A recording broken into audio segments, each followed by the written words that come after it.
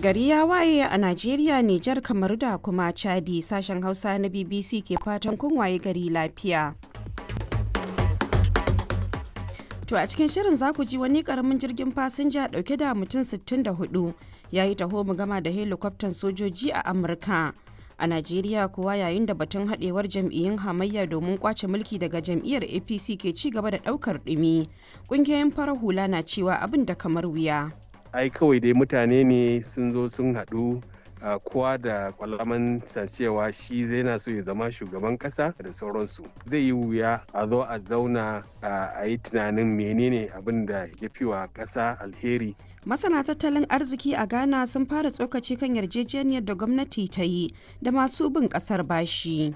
Mun saka su wurare da yake zai taimaka ma tattalin arzikinmu ta tsaya kan kafanta kwaran gaske. Kaga lokacin da muka yi karfi za mu yi mu biya bashinmu cikin sauki. Don shi har wa yau dai su ne bata kare ba. A jamhuriyar Nijar kuwa shugaba Cani ne ya kori shugaban hukumar yaƙi da rashawa ta Koldef. Za mu ji dalilin hakan. To shirin ya kunshi waɗannan da wasu sauran rahotannin, amma bari mu fara da labaran duniya. Sunana Badriya Tijjani Kalarawi. Wani jirgin fasinja ya yi hatsari tare da fadawa kogin Potomac a Washington DC bayan taho mu gama da ya yi a sama da jirgin soji mai saukar ungulu. Jirgin ya taso ne daga Kansas na Amurka, yana tunkara filin jirgin sama na Reagan a lokacin da ya hatsarin. Fasinjoji 64 ne dai a cikin wannan jirgi, yayin da kuma sojoji 3 suke cikin mai saukar ungulun. Officials say the crash occurred when a regional jet operated by American. Wakilin BBC ya ce jami'ai sun ce karamin jirgin fasinjojin mallakin kamfanin Eagle na kokarin sauka a filin jirgin sama na Reagan a lokacin da helicopter sojojin ya taho mu gama da shi, kuma nan take wuta ta kama. Jaridar Washington Post dai ta rawaito wani jami'in yankin na cewa ma'aikatan ceto sun fara zakulo mutanen da suka fada cikin kogin. Kamfanin Meta wato mamallakin Facebook ya amince ya biya Donald Trump dala miliyan 5 wato dala miliyan 1 kan dakatar da shafinsa da ya yi. Meta, wanda shi ke da shafukan sada zumunta na Facebook da Instagram, ya dakatar da Mr. Trump ɗin bayan harin da magoya bayan suka kai ginin Capitol shekaru 4 da suka gabata. Sai dai Meta ɗin bai amince da aikata ba daidai ba. A ƙarshen wa'adin mulkinsa na farko ne dai Mr. Trump ɗin ya maka Meta gaban shari'a. Wannan na zuwa ne bayan da shugaban Meta ɗin Mark Zuckerberg ya bada tallafin dala miliyan 1 ga kwamitin yakin neman zaben Mr. Trump, tare kuma da sassauta wasu tsare-tsare na wallafa labarai a shafukansa na sada zumunta na Facebook da Instagram da kuma Threads.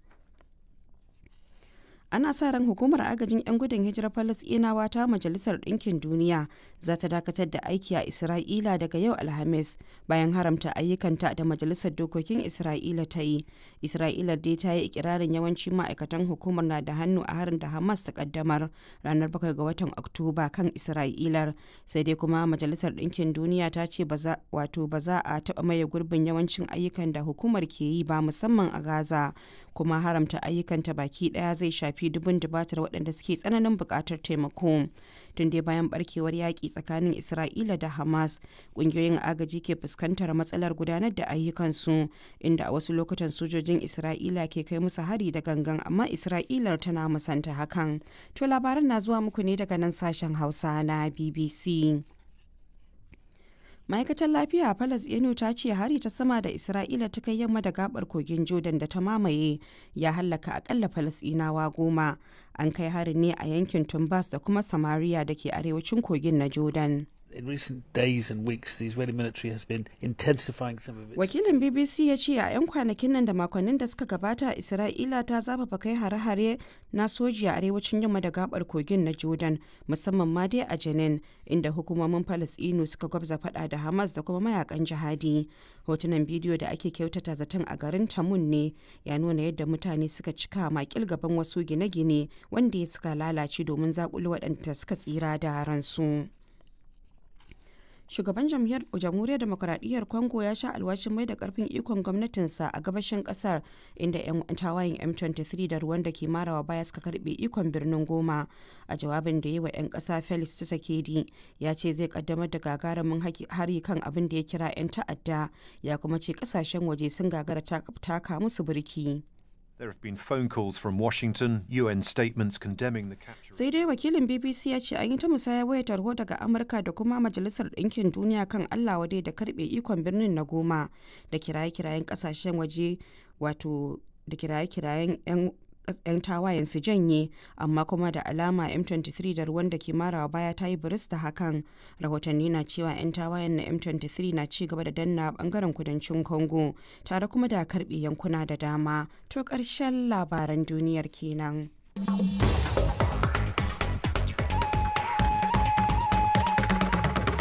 Suma Dalla, kamar yadda watakila wasu kwaji a labaran duniya, wani karamin jirgin fasinja dauke da mutum 64 ya yi taho gama da wani jirgi mai saukar ungulu a yayin da yake nufar filin tashi da saukar jiragen sama na Reagan da ke Washington DC a Amurka. Jirgin ya taso ne daga Kansas. Jami'an agaji kuma sun ce jirgin na dab da sauka a lokacin da suka karo da jirgi mai saukar ungulu wanda wasu sojoji ke ciki. Ga ƙarin bayani cikin rahoton da Aisha Sharif Bafa ta haɗa mana. Jami'an agaji da 'yan sanda da sauran jami'an tsaro tuni suka isa filin jirgin saman Reagan inda jirgin fasinjan ke dab da sauka. Wasu jiragen ruwa da ke kashe gobara sun kasance a wajen da lamarin ya afku, inda suke neman waɗanda suka tsira da ransu kasancewar jiragen sun fada a cikin kogi. Filin jirgin sama na Reagan ya kasance mai yawan hada-hada inda a koda yaushe jirage ke tashi da sauka. Jami'ai sun ce lamarin ya afku ne da misalin karfe 9 na dare agogon Amurka. Kuma jirgin na kokarin sauka ne a filin jirgin saman, a nan da suka yi karo da mai saukar ungulun wanda sojoji uku suka kasance a ciki.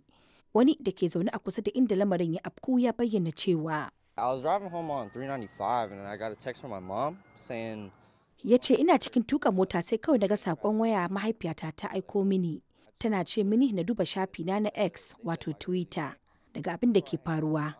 Ban yi kasa a gwiwa ba, nan da nan na tsaya da motata na duba wayata shafi na X. A nan ne na ga abin da ke faruwa cewa an samu hadarin jirgin sama. Sai kawai na ce me? Da na duba martanin da mutane ke bayyanawa a cikin shafin na Twitter, sai na ga mutane na ta nuna alhini da kuma jajantawa iyalan waɗanda wannan lamari ya ritsa da su. Lamarin da babu daɗi domin kusan kowa a shafin hankalinsa a tashe yake bisa la'akari da martanin da suke fitowa daga mutanen. Mahukunta sun ce jirgin mai saukar ungulu dai yana wani atisaye ne. Ana can dai ana ta neman waɗanda suka tsira da ransu a hadarin jirgin saman, inda kawo yanzu jami'an 'yan sanda suka shaida wa BBC cewa an gano gawaki 18 a yayin da ake ci gaba da neman waɗanda kuma suka tsira da ransu. Sai dai har kawo yanzu ba a samu ko mutum guda da rai ba. Rahoton da Aisha Sharif Baffa ta haɗa mana kenan. To idan shirin namu ya nufi Najeriya kuwa kungiyoyin fararen hula a kasar sun bayyana jam'iyyun hamayyar kasar a matsayin waɗanda ba za su iya taka rawar a zo a gani ba domin yin haɗaka tsakanin su, inda suka kwatanta jam'iyyun a matsayin kyanwar lami, kuma kowannen su na neman shugabanci ido rufe ba tare da sa makomar kasar a gaban su ba. Kungiyoyin kuma sun bayyana cewa wasu na amfani da kuɗi domin tafiyar da jam'iyyun hamayyar, sun yi kira da su tashi tsaye domin kaucewa irin wannan tsari muddin suna neman nasara da inganta makomar Najeriya. Ga rahoton Zubairu Ahmad. Ƙungiyoyin fararen hular sun yi hasashen cewa da sannu jam'iyyun adawar Najeriya na dab da rugujewa muddin suka tafi a haka. Wannan na zuwa ne daidai lokacin da babbar jam'iyyar hamayyar kasar PDP ke fuskantar barazanar cikin gida, har ta kai wasu sun fara ficewa a cikinta. Dr. Kole Shatima, shugaban gidauniyar Maka'afa a Najeriya, ya ce jam'iyyun hamayyar sun zama tamkar ƙungiyoyi ne kawai masu gasa tsakanin su. A gaskiya yanzu ba za a ce jam'iyyu yanda kamar yanda a da muka sani ba. Yawanci dai za a ce dai ƙungiyoyi ne wanda ana kafawa ta wanda ya za mutum zai samu mulki. Abin da muke cin kiransu jam'iyyu din ai kawai dai mutane ne sun zo sun haɗu, kowa da kwalaman cewa shi yana so ya zama shugaban kasa, ko shi yana so ya zama minista, ko yana so ya zama gwamna da sauransu. Zai yi wuya a zo a zauna a yi tunanin menene abin da ya fi wa ƙasa alheri, abin da ya fi wa jama'a alheri. Ganin shi ma dan takarar jam'iyyar Labour a shekarar 2023 Peter Obi ya fito yana nesanta kansa daga yin haɗaka da sauran jam'iyyu, duk da a cikin wata sanarwa daga baya ya ce ba haka abin yake ba. A cewar Dr. Kole Shatima, duk matakai ne da ba za su kai su tudun mun tsira ba, kuma muddin suka tafi a haka wankin hula zai iya kai su dare. Kowa yana yi ne don kansa, inda ana yi don jama'a ne kaga za a ga cewa ai ba sai ka mutum ya zama shugaban wannan jam'iyya ko kuma shugaban wancan jam'iyya ko kuma shine a duba shi ya zama tun cewa shine babba a cikin jam'iyya ba. Inda ra'ayin din ne kawo su kaga wannan ra'ayi din ba dai an canja ra'ayi din ba kaga ai bai kamata mutum ya bar wannan jam'iyya ya koma jam'iyyar nan ko kuma wancan jam'iyya da sauransu ba. Yanzu ya kuke kallon makomar su waɗannan jam'iyyu idan har suka tafi haka? A APC ne za ta sake koma kenan. Idan dai tun daga yanzu ba su zo sun haɗa kansu inuwa guda ɗaya, za a sake nanata abin da ya faru a 2023 kenan. Kazalika musayar kalamai tsakanin gwamnan jihar Bauchi kuma shugaban gwamnonin jam'iyyar PDP na Najeriya Bala Muhammad da ministan Abuja muke, ga kuma rikicin shugabanci a jam'iyyar NPP inda mutum biyu ke rigimar zama shugaban jam'iyyar. Wani abu ne da kungiyoyin fararen hular suka ce jam'iyyun hamayya sun saki layi a maimakon su nuna yabo ko kasawar jam'iyya mai mulki sai suka koma sukar juna, a cewar Awal Musa Rafsanjani shugaban kungiyar Sisilak a Najeriya. Misali idan gwamnati mai ci ta kawo wani kuduri a majalisa ko kuma ta kawo wani tsari, su waɗannan jam'iyyu za su iya yin nazari su gani su ga amfaninsa ko kuma su ga illar da zai kawo al'umma ko kuma ƙasa su tofa albarkacin bakin su. To amma abin da muke gani yanzu ba sa wani maganar yadda za a kawo gyara a cikin bangaren wato tattalin arziki ko kuma bangaren kare haƙƙin bil'adama ko bangaren yaƙi da cin hanci da rashawa ko bangaren kare yara da mata ko dai dawo ma da darajar Najeriya da sauransu. An kauce hanya ta yadda za a tabbatar da kan cewa jam'iyyu sun taimaka don a inganta demokuraɗiyya, a inganta aikin gwamnati don a tabbatar da kan cewa demokuraɗiyya ta yi nasara kuma jama'a an ba su abin da ya dace a basu ta wajen bangaren inganta rayuwarsu. Wannan lamari dai ya ba jam'iyyar APC mai mulki sarari na yi wa jam'iyyun adawar Najeriya shagubi, har ma fadar gwamnatin kasar ta bayyana cewa duka jam'iyyun hamayyar haihuwar yuyuyu ne, ba za su taba iya taka rawar a zo a gani ba ta yadda za su karbi mulki a zaben shekarar 2027. Zubairu Ahmad, BBC Hausa, Abuja, Najeriya. To har yanzu muna kan batun siyasar na Najeriya, inda shugabancin jam'iyyar PDP mai hamayya a kasar ya ce rikicin da ya dabaibaye jam'iyyar na da nasaba ne da masu neman su mallake jam'iyyar kafin zaben 2027. Shugaban riko na PDP ambassador Umar Damagum ya ce karfin jam'iyyar ne ya janyo rarrabuwar kanta, inda har yanzu take fama da rikicin shugabanci. A hirarsa da Aisha Sharif Baffa, Damagum ya yi watsi da zargin tasirin jam'iyyar APC mai mulki, inda ya fara bayani kan rikicin da ya dabaibaye tasu jam'iyyar. Muna hanyar wani sabon zaɓe 2027. Duk wannan yana da nasaba ga ya za a yi a mallaki jam'iyya kafin wannan lokaci. Inda jam'iyyar nan ba ta da farin jini ko kuma ta riga ta yi sanyi, ba za ki ga wannan rikice-rikicen ba. Akwai wasu jam'iyyu. Kin taɓa ganin jam'iyyar da take mace ana rigima a kanta? Ba wani abun damuwa ba ne. Yanzu nan muka zauna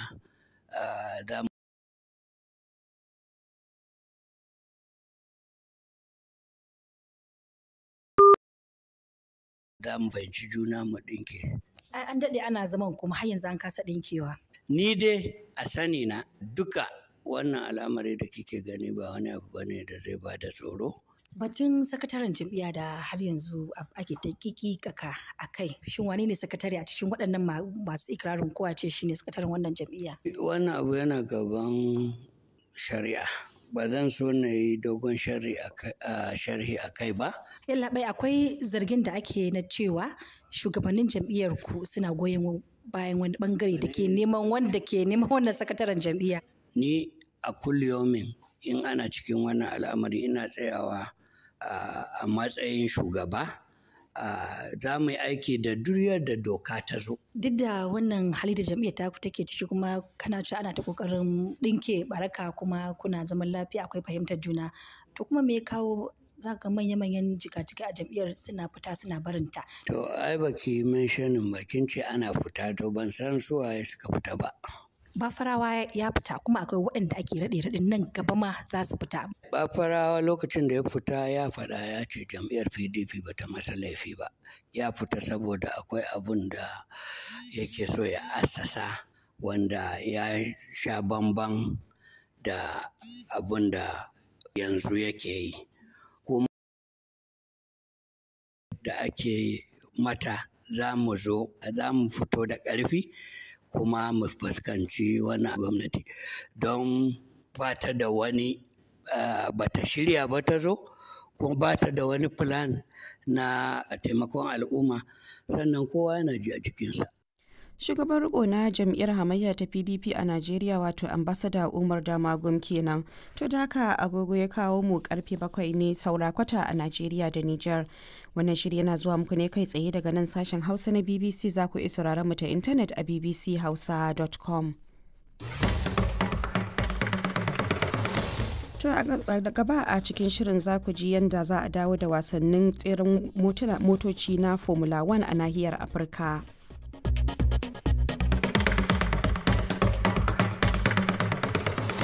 Madalla bari mu je jamhuriyar Nijar, inda shugaban majalisar mulkin sojin kasar janar Abdurrahman Chani ya tsige kanal wato Abdulwahid Jibo, shugaban hukumar Koldef mai yaƙi da cin hanci da rashawa a kasar, da ma sauran makarraban mambobin kwamitin gudanarwa na hukumar. Tunda da shugaban ƙasa ya naɗa kanal Agali Zeno a matsayin sabon shugaban na Koldef, sai dai masu fafutuka na ganin akwai buƙatar a duba dokokin hukumar su kansu domin suna buƙatar gyara. Ga rahoton Cima'ila Isufu. Babu dai wani bayani da zuwa yanzu game da dalilan shugaban majalisar mulkin sojin ƙasar ta Nijar janar Abdurrahman Chani na tsige shugaban hukumar ta Koldef da makarrabansa. Sai dai wannan hukuma na yawan shan suka da ƙorafe-ƙorafe daga wasu 'yan ƙasa da ma ƙungiyoyin kare haƙƙin bil'adama da na yaƙi da cin hanci da rashawa irin su Transparency International reshen Nijar. Matakin da Mamman Wada, shugaban ƙungiyar ta Transparency International reshen Nijar, ke cewa bai zo masu da mamaki ba, duba da yadda aka samar da ita hukumar kanta. Jona mutane ne aka yi, kamar kowane ne cikin masu ikon kawo nashi aka gama. An ɗosa na mutane, ba an yi kungiya ba cikakka wadda ke gane ma juna, wadda ke aiki bisa yadda ya kamata a yi kokowa da cin hanci da rashawa. Shi ma ya kawo bashi yawa kanun mutanen ya rabu, wannan ashika daban da mutanenta, wannan ashika da mutanenta daban. Wannan matakin da kuma ya biyo bayan wata ganawa da aka yi da shugaban majalisar mulkin sojin ƙasar ta Nijar da hukumar ta Koldef, da kawo yanzu ba wata kafa ko rahoton da ya tsegumta abin da suka tattauna akai, kuma abin da ya tunzura janar Canin na ɗaukar wannan mataki kai tsaye. Sai dai Mamman Wada ya ba da shawara kan a sake dokokin aikin hukumar ta Koldef. Kamar yadda Alsha take haka ya kamata a yi Koldef, a gani in ba ta iya ba. Inda Alsha ce ke wannan abin da yanzu an yi nisa. Wane ne taɓa jin kamar kanin yan Alsha ya rabu? A'a, ba a taɓa jin haka nan ba. Dan sabida suna aiki da dokokin ƙasa, suna aiki da dokoki na duniya, kuma suna hulɗa da ƙungiyoyi na duniya masu kama musu. Sai dai kuma a cewar Haruna na Allah, wani ɗan fafutukar farar hula da ke Yaman, yanzu abin da ya rage ma sabbin mambobin zartarwar hukumar ta Koldef shine su haɗa kai su yi aiki tare.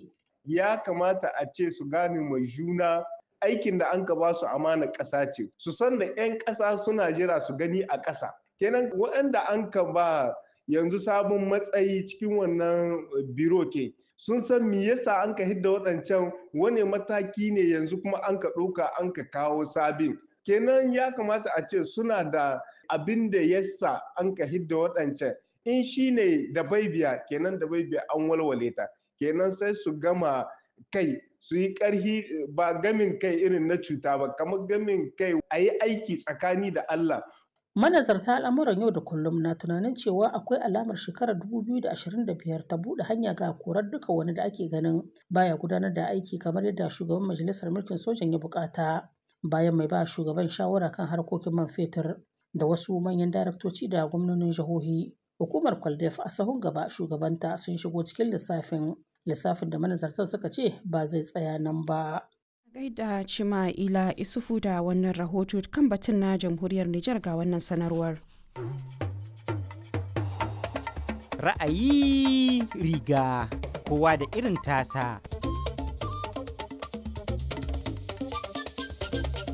A hukumance kasashen Mali da Burkina Faso da Nijar sun fice daga kungiyar kasashen yammacin Afirka wato ECOWAS, lamarin da yake ci gaba da jawo mabambantan ra'ayoyi a tsakanin al'ummomin kasashen. Gaskiya na ji daɗin wannan hita kasashen IS suka yi daga yawo. Yawo ita ce ta jawo wannan abun, suka sa dokoki waɗanda babu su cikin tsarin mulkin tahiya na yawo. An talautar da mutane, an wahalatar da mutane, an kawo ra'ayin bi an sa mutane ga kai. Babu wani kangi na bauta kamar wanda ya wanga. Ai su suka bautar da mutane, su suka wahalar da mutane, an wahalarci suka ba mutane. Shi me wannan ficewar ke nufi ga makomar kungiyar ta ECOWAS? Shin ko akwai wata maslaha da za a samu a nan gaba ko kuwa bakin alkalami ya riga ya bushe? Batutuwan da za mu tattauna kenan a filinmu na ra'ayi riga na wannan makon. To domin shiga cikin shirin sai ku aiko da ra'ayoyinku kamar yadda kuka saba ta adireshinmu na email hausa@bbc.co.uk ko kuma ta shafukanmu na sada zumunta da muhawara. To idan muka je kasar Ghana kuma a hukumance kasar ta rattaba hannu kan wata yarjejeniyar fahimtar juna da masu bin ta bashi wanda zai sake tsarin fasalin biyan basussukan da aka amince da su a bara. Rattaba hannu kan wannan yarjejeniyar dai shine sabon mataki na baya-bayan nan a cikin shirin sake fasalin tsarin bashi na kasar mai samar da koko da zinariya a yammacin Afirka bayan gaza biyan lamunin da take karba a kasashen waje a watan Disambar 2022.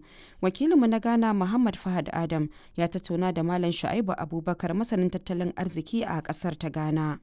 Wannan yarjejeniya da Ghana ta rattaba hannu ita da waɗanda suke bin ta bashi tana da dangantaka da taimakon da kasar Ghana ta je ta nema a gun asusun ba da lamuni kasa da kasa wato IMF karshen shekara 2022 da yake IMF ta amince shekara 2023 ta ba mu wannan taimako na rance $3 biliyan kenan. A lokacin nan Ghana tana cikin mawuyacin hali sosai kuma ana bin ta bashi da dama da yake ba ta biya. To kafin IMF ta ba Ghana wannan rance sanda ta tilasta Ghana ta je ta zamna da waɗanda suke bin ta bashi su amince kamar ba za su karbi kudin su yanzu nan ba. Saboda in IMF ta ba da wannan kudi da manufan cewa kudin ta taimaka mu gyara tattalin arzikin mu ya zamana mun doki kudin kuma mun je mun biya bashi kaga kamar an yi bayi ba kenan. Wannan kudi bai samun tasiri kan tattalin arzikin kasar Ghana. Saboda haka wannan lokaci Ghana ta zamna da waɗanda suke bin ta bashi kuma sun amince kamar za su iya su yi wannan abin amma ba su rattaba hannu ba dai.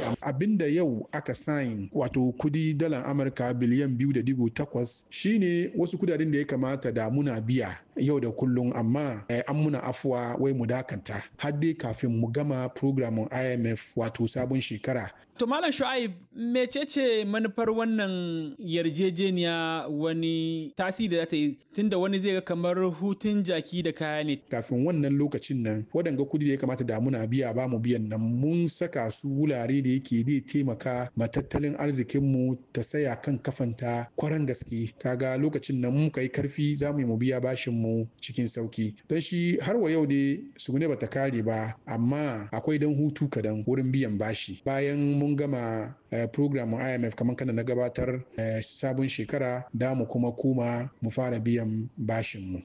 To kamar wace hanya ce kake ganin gwamnati ko kuma hanyoyi gwamnatin za ta bi don ganin an daina ciwo irin wannan basussuka? Ya kamata mu duba da kyau mu yi hatara saboda har wa yau bashin nan. Abinda da mu yi mu rage wannan nauyi shine mu fara duba cikin gida. Abubuwan da ya kamata mu yi mu bari tattalin arzikinmu ya bunkasa. Mu bari harajin da ke shigowa asusun gwamnati ya yi nauyi ko ya yi yawa ya kamata mu mai da hankali wurin. In ba haka ba ya zo ya kai kuma da mu fara biyan bashin ba za mu yi mu biya kuma shi mun koma asusun ba da lamuni kasa da kasa.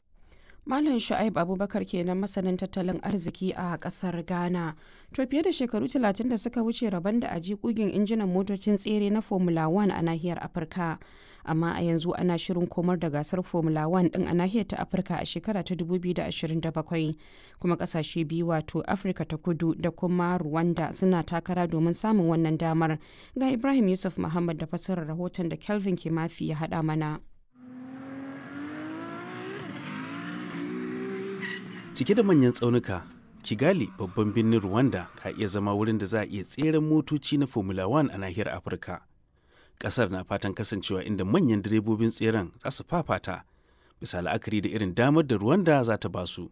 Direbobin irin su Charles Leclerc da Max Verstappen da kuma Lando Norris. Akwai yanayi mai kyau a nan, kuma idan mutum ya je yin gudu akwai wuya. Saboda haka yin tseren motoci zai ƙayatar a nan, ina jin daɗi. Akwai sama da ƙasa sosai, amma ina ganin abin sha'awa ne. Akwai kwanoni, abin da na fi so kenan. Idan akwai abu ɗaya da nake son gani a nan idan muka yi tsere, shine yadda za a wuce juna. Leclerc, Verstappen da Norris sun bayyana damar da Rwanda ke da ita. amma kuma tarihi na tare da Afirka ta Kudu. A shekarar 1993 aka yi tseren motoci na ƙarshe a Afirka ta Kudu, kuma an ƙara zamanantar da abin.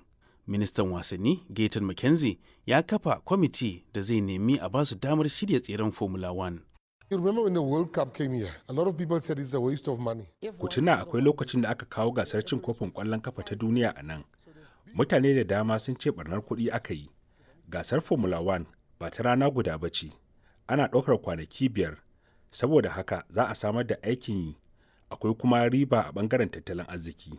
Yin tseren a Kyalami zai taimaka wa Afirka ta Kudu rage kashe kuɗi, a yayin da ita kuma Rwanda ke shirin gina sabon wuri domin yin tseren. Adadin kuɗin da za a kashe wajen karɓar bakuncin tseren Formula 1 ya dogara kan abubuwa da dama, amma an kiyasta cewa zai kai dala miliyan 270, amma banda dala miliyan 50 na yin talla da kuma dala miliyan 18 a duk shekara wajen kula da titin tseren. Tabbas, Rwanda ta kashe makudan kuɗaɗe wajen karɓar bakuncin manyan wasanni, kamar su gasan ƙwallon kwando ta Afirka, kuma a bana za ta karɓi bakuncin gasan tseren keke ta duniya. Amma dai, ana zargin Rwanda da cin zarafin bil'adama tare da amfani da wasanni domin wanke kanta. Louis Mudge, babban jami'i ne a ƙungiyar kare haƙƙin bil'adama ta Human Rights Watch. Rwanda na da babbar matsala wajen abubuwan da suka shafi haƙƙin bil'adama. Hakan ya saba wa dokokin ƙasa da ƙasa, kuma kawar da kai tare da bata damar karɓar bakuncin Formula 1 bai dace ba. Sai dai gwamnatin Rwanda da kuma ƙawayenta na ƙasashe su musunta waɗannan zarge-zargen, kamar yadda shugabar hukumar yawon buɗe ido ta Rwanda, Irene Murerwa, ta bayyana. It's just a distraction from actually acknowledging. Wannan ɗauke ido ne daga irin muhimman ci gaban da aka samu a ƙasar nan. Ko dai a tsaunukan Rwanda ko kuma Afirka ta Kudu. Ta da Ibrahim Yusuf Muhammad, sai kuma labarin wasanni ga Muhammad Abdu.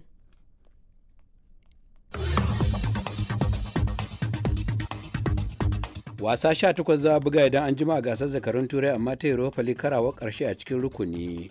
Wasu daga wasannin da za a fafata a daren na Ajax da Galatasaray, Olympiacos da Qarabag, Lyon da Ludogorets da na FCSB da Manchester United. Ƙungiyar Old Trafford tana da damar kaiwa zagayen gaba kai tsaye mai maki 13 ta hudun teburi bayan cin wasa 4 da can jaras 3. Haka kuma Rangers za ta karba kunci Union St. Julia, Roma da Ancient Frankfurt, Sporting Braga da Lazio da wanda Tottenham za ta yi wa Elfsborg masauki. Tottenham mai maki 14 tana ta shirin teburi bayan nasara 4 da can jaras 2 aka doke ta karawa ɗaya kwal. A jiya aka sami kungiya 8 da ta kai zagaye na biyu kai tsaye a Champions League wadda aka sauya fasali. Liverpool ce ta dai sai Barcelona da Arsenal da Inter Milan da Atletico da Leverkusen da Lille da kuma Aston Villa. A karan farko Liverpool ta yi rashin nasara 3-2 a PSV a jiya. Barcelona kuwa ta shi ta 2-2 da Atalanta. Real Madrid kuwa sai dai ta buga kara cike gurbi mai rike da kofin duk da doke Brest 3-0 ko dai a Faransa da ta yi. Ana sa ran Real Madrid za hada ta da ko dai Manchester City ko kuma Celtic a wasannin cike gurbi da za a gida da waje. Ranar Juma'a za a raba jadawalin wasannin don tantance wasu 8 din da za a hada su da na farko su ci gaba da zagaye na biyu, wato na 'yan 16. Waɗanda ke zagayen fafata cike gurbi sun hada da Atalanta da Dortmund da Bayern Munich da AC Milan da PSV da Paris Saint-Germain da Benfica da Monaco da Brest da Feyenoord da Juventus. Hadda Celtic da Manchester City da Sporting da kuma Club Brugge da Belgium. A jiya dan wasan tawagar Brazil ne ma ya ban kwana da Al-Hilal abin ban tausayi bayan kaka ɗaya da rabi da ya buga babbar gasar ta Mola ta Saudi Arabia. Mai shekara 32 ya ci karo da koma baya sakamakon raunin da ya ji. Wasa 7 kacal ne ma ya buga wa Al-Hilal tun bayan da ya koma can da taka leda da ɗan karen tsada daga Paris Saint-Germain a Agustan 2023. Ta gaida Muhammad Abdu, a gaida Aisha Sharif Bafa da ta hada shirin da kuma Rabiu Nuhu da ya hada mana sauti. Ni Badriya Tijani Kalarawi da na gabatar nake cewa mu haɗu da ku a shirin hantsi nan da minti 30 da yarda Allah, sai an jima.